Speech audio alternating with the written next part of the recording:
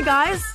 As usual, thanks so much to our wonderful Patreon supporters. We couldn't do this without you.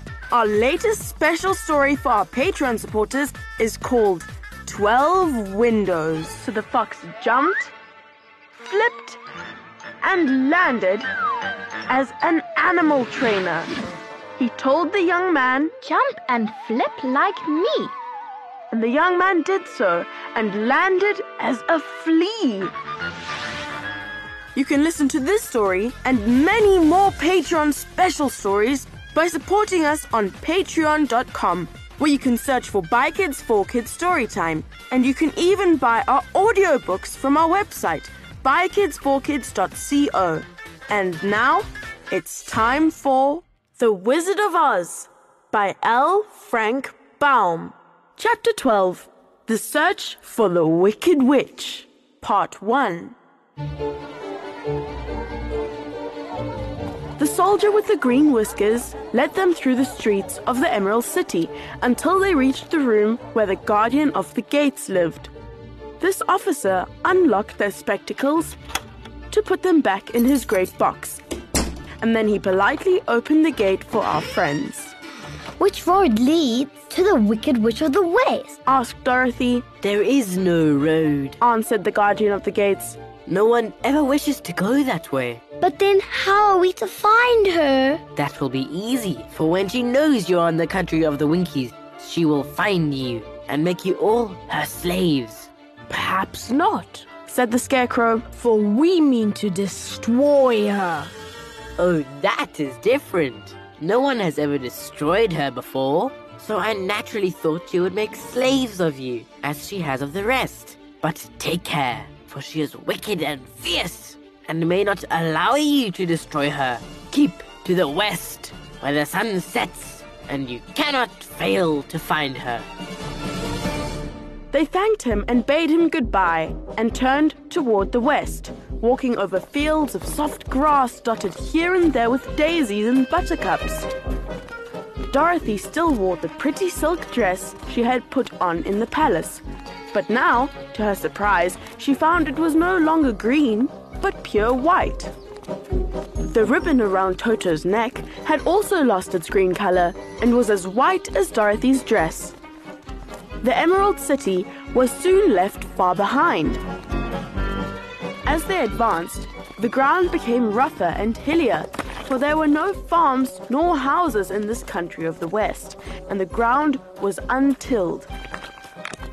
In the afternoon, the sun shone hot in their faces, for there were no trees to offer them shade, so that before night, Dorothy and Toto and the lion were tired and lay down upon the grass and fell asleep, with the woodman and the Scarecrow keeping watch. Now, the Wicked Witch of the West had but one eye, yet that was as powerful as a telescope and could see everywhere. So as she sat in the door of her castle, she happened to look around and saw Dorothy lying asleep with her friends all about her. They were a long distance off, but the Wicked Witch was angry to find them in her country, so she blew upon a silver whistle that hung around her neck. At once, there came running to her from all directions a pack of great wolves. They had long legs and fierce eyes and sharp teeth. "Go to those people," said the witch, "and tear them to pieces." "Are you not going to make them your slaves?" asked the leader of the wolves. "No! One is of tin and one of straw. One is a girl and another a lion. None of them is fit to work, so you may tear them into small pieces." "Very well," said the wolf, and he dashed away at full speed, followed by the others. It was lucky the Scarecrow and the Woodman were wide awake and heard the wolves coming. "This is my fight," said the Woodman.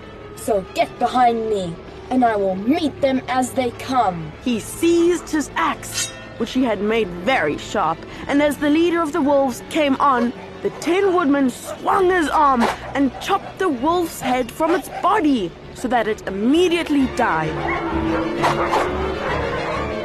As soon as he could raise his axe, another wolf came up, and he also fell under the sharp edge of the Tin Woodman's weapon.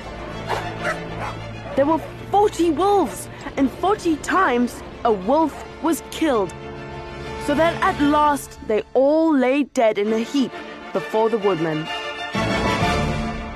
Then he put down his axe and sat beside the Scarecrow, who said, It was a good fight, friend.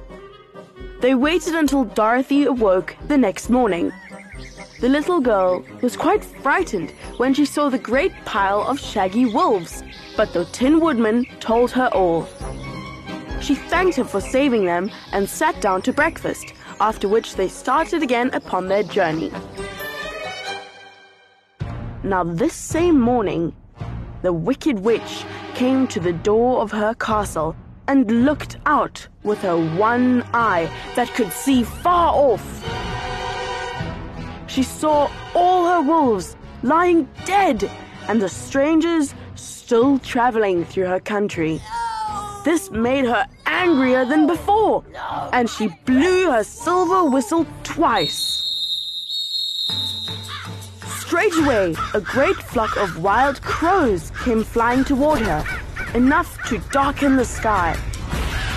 And the Wicked Witch said to the King Crow, Fly at once to the strangers, pick out their eyes, and tear them to pieces.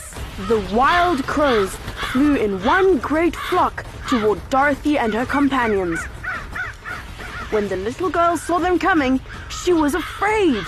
But the Scarecrow said, This is my battle, so lie down beside me, and you will not be harmed. So they all lay upon the ground except the Scarecrow, and he stood up and stretched out his arms.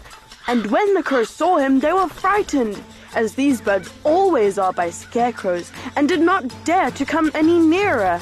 But the King Crow said, It is only a stuffed man. I will peck his eyes out. The King Crow flew at the Scarecrow, who caught it by the head and twisted its neck until it died.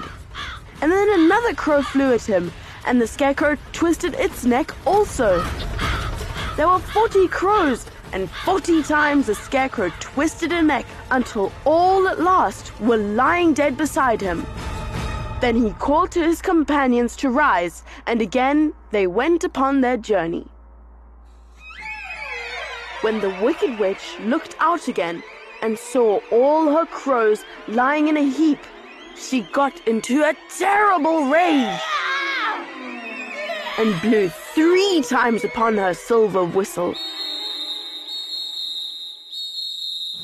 Forthwith there was heard a great buzzing in the air, and a swarm of black bees came flying toward her. Go to the strangers, commanded the witch, and sting them to death. And the bees turned and flew rapidly until they came to where Dorothy and her friends were walking. But the woodman had seen them coming, and the Scarecrow had decided what to do. Take out my straw and scatter it over the little girl and the dog and the lion, he said to the woodman, and the bees cannot sting them. This the woodman did, and as Dorothy lay close beside the lion and held Toto in her arms, the straw covered them entirely. The bees came and found no one but the woodman to sting, so they flew at him and broke off all their stings against the tin, without hurting the woodman at all. And as the bees cannot live when their stings are broken, that was the end of the black bees, and they lay scattered thick about the woodman like little heaps of fine coal. Then Dorothy and the lion got up, and the girl helped the Tin Woodman put the straw back into the Scarecrow again, until he was as good as ever. So they started upon their journey once more. The Wicked Witch was so angry when she saw her black bees in little heaps like fine coal that she stamped her foot and tore her hair and gnashed her teeth. And then she called a dozen of her slaves, who were called the Winkies, and gave them sharp spears, telling them to go to the strangers and destroy them. The Winkies were not a brave people, but they had to do as they were told. So they marched away until they came near to Dorothy. Then the lion gave a great roar and sprang toward them, and the poor Winkies were so frightened that they ran back as fast as they could. When they returned to the castle, the Wicked Witch beat them well with a strap. Take that! And that! And sent them back to their work, after which she sat down to think what she should do next. She could not understand how all her plans to destroy these strangers had failed. But she was a powerful witch, as well as a wicked one, and she soon made up her mind how to act. That's the end of part 1. Next time, we'll find out what wicked plans the witch has in store for Dorothy and her friends. Thank you for listening to this episode of By Kids for Kids Storytime. Performed by Maya Degenhardt, Lucy Bird, Lila Davies, Mo Gashago, and Max and Ruby Hughes. Hey guys, if you like this episode, please share it with your friends and family. It is one of the best ways to support BKFK Storytime.